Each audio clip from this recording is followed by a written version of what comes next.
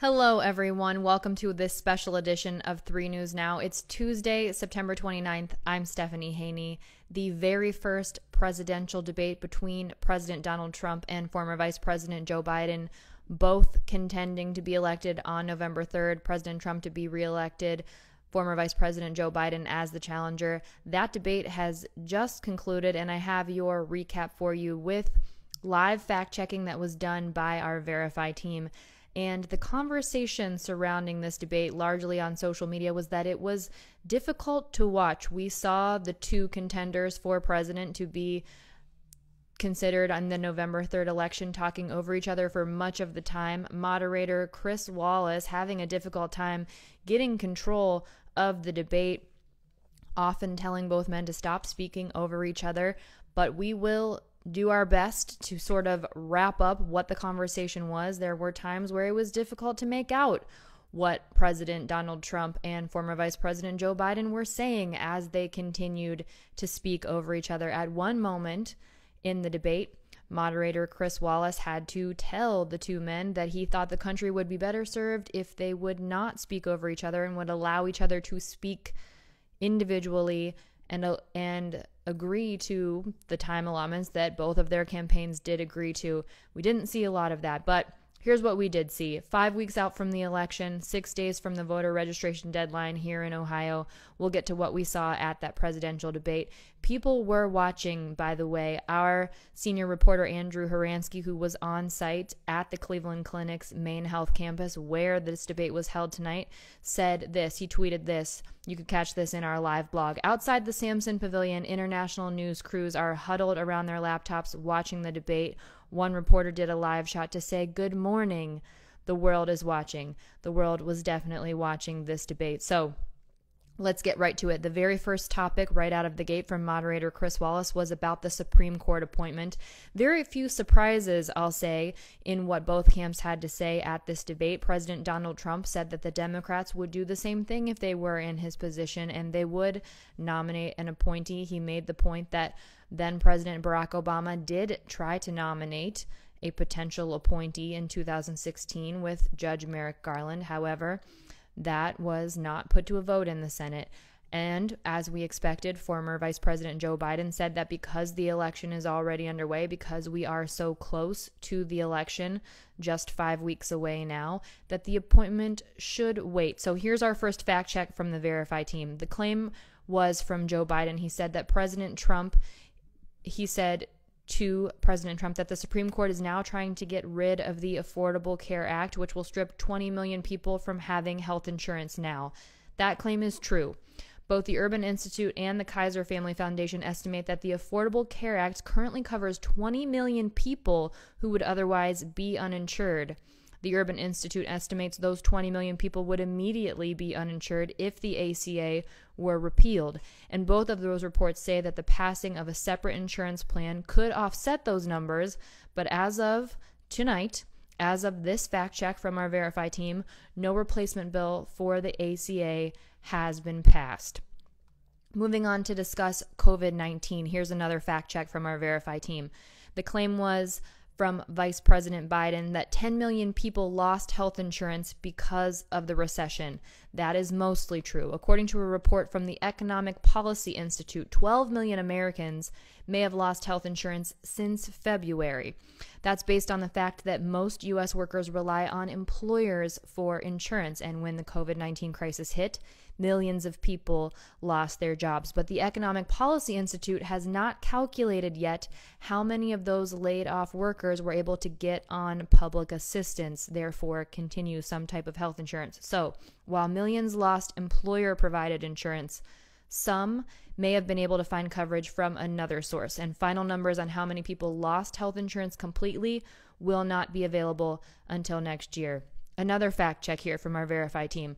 Biden said 40,000 people a day are contracting COVID. In addition to that, about 750 and 1,000 people are dying. This claim is true. Since August, COVID-19 deaths are usually between 750 and 1,000 deaths per day in the U.S., with some days seeing more than 1,000 deaths. In September, the daily positive COVID-19 cases have been close to 40,000 cases per per day. Since July 1st, there have been between 35,000 and 65,000 people a day contracting COVID-19 here in the U.S.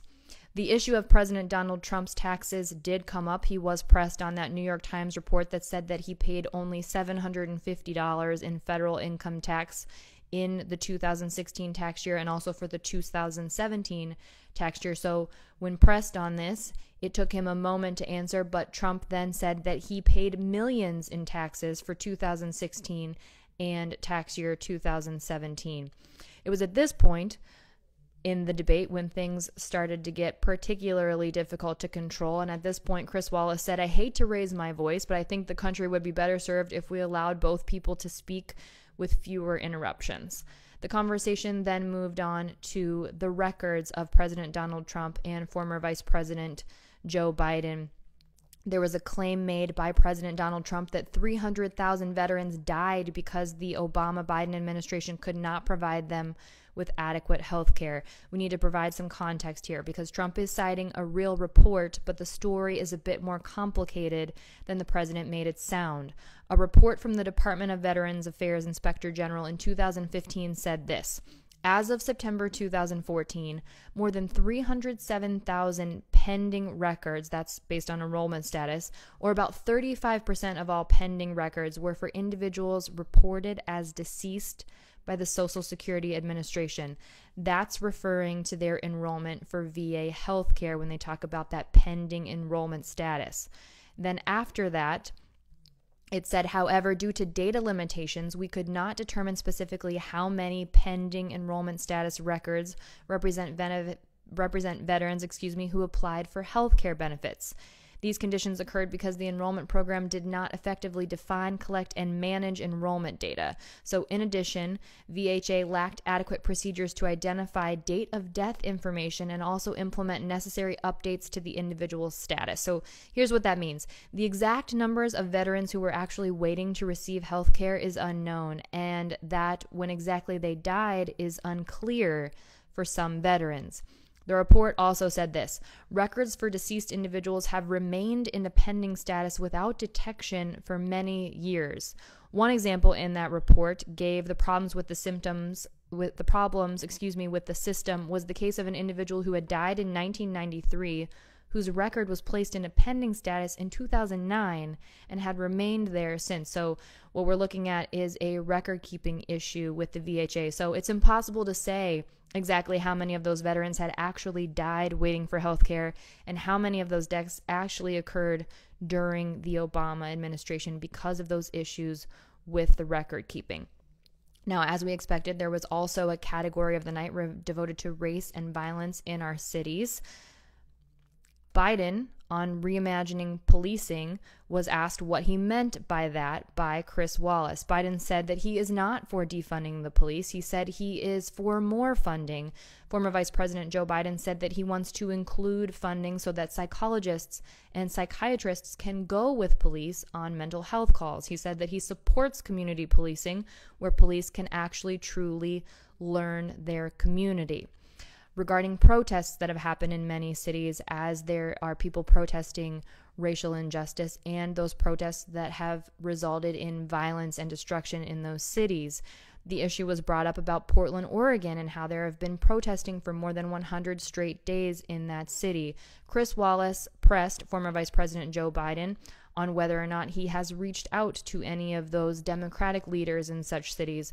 Former Vice President Joe Biden said that he is not a public official at this time. Didn't directly answer that question, but he did say that violence should be prosecuted. He also said that leaders in Portland and around the country could take care of it themselves, and his words were, if President Donald Trump would stay out of the way. Now, during this conversation, President Donald Trump said that the Portland sheriff supports him. Well, Sheriff Mike Reese from Multnomah County said that he has never supported Donald Trump and will never support him. So that's a fact check from that sheriff in the Portland area. That came from a tweet from that sheriff, which was posted online tonight during the conversation. There was another point in the debate tonight when moderator Chris Wallace asked President Donald Trump if he would condemn white supremacists and militia groups. During this conversation, President Donald Trump sidestepped the question at first and then asked Chris Wallace who he wants him to condemn. It was at this point that former Vice President Joe Biden, Chris Wallace is the moderator, Joe Biden is the Democratic presidential candidate. Joe Biden said, Proud Boys. He mentioned that word as Trump was searching for a group to refer to. So then President Donald Trump said this: Proud Boys, stand back and stand by. But I'll tell you what, somebody's got to do something about Antifa. So many taking that to mean that President Donald Trump sidestepped the question, did not actually respond to Chris Wallace directly asking him to condemn white supremacists during the debate tonight.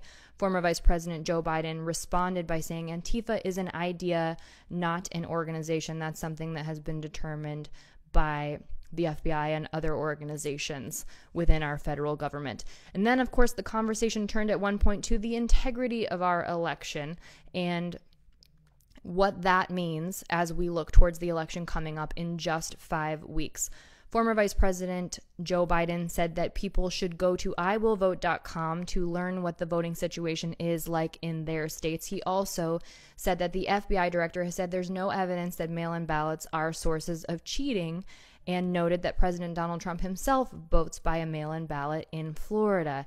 Biden said that he will make sure those who want to vote in person can do it with poll watchers, with funding, and making sure that there are people who are making sure people are safe in this COVID-19 pandemic, and also that people feel safe to go to the polls.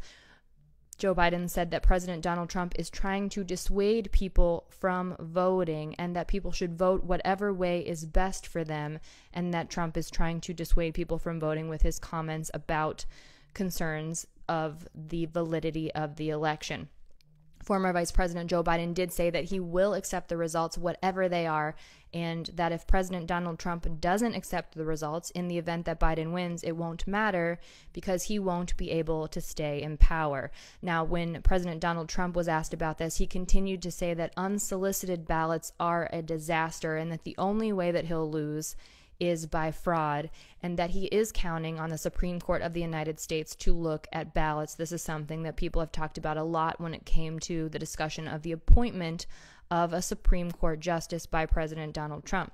Now, then moderator Chris Wallace brought up the issue that the biggest issue with mail-in voting is not in fact fraud, but ballots that are thrown out because they're not filled out properly or they arrive after the deadline. At that point, Biden said that he thought people should be able to testify and verify ballots that are questions rather than having them just be thrown out for not being filled out properly. At that point, President Donald Trump then said that there would be so many of them that would not be feasible and that would create a major issue, talking about the delays that are possible in the results of the election this year, which is something we've been talking about for a while here at 3 News. It is certainly a possibility, in fact, a likelihood that we will not have a result on November 3rd on Election Day. So speaking to that issue, moderator Chris Wallace asked both candidates if they would pledge tonight that they will not declare victory until election results are certified. President Donald Trump said that what he would do is urge his supporters to go to the polls in person. He did not directly answer that question. Joe Biden said that he would urge his supporters to be calm, and he echoed the idea that many ballots mailed in can't be processed until Election Day, and reminded people that it has not been established that there is any fraud related to mail-in voting. At this point, this is a great reminder for everyone that here in Ohio, if you are choosing to vote by mail, you do have to postmark your ballot by November 2nd. That's the day before the election. However, you can send it in early. Mail-in ballots that have been requested will start to be sent out on October 6th, which is also the same day that early in-person voting starts here in Ohio. And you can also drop your mail-in ballot off in person at a drop box at your county board of elections. There is a drop box at every single county board of elections here in Ohio. Those are the main takeaways from tonight's presidential debate, the first one happening here in Cleveland, again just 5 weeks away from the election, which is on November 3rd, just 6 days from the deadline to register to vote here in Ohio. The next debate is between the vice presidential candidates. That's current Vice President Mike Pence, current California Senator Kamala Harris, who is the Democratic candidate for vice president. That will be on Wednesday, October 7th at the University of Utah. That will be moderated by Susan Page, who is the current Washington bureau chief for USA Today.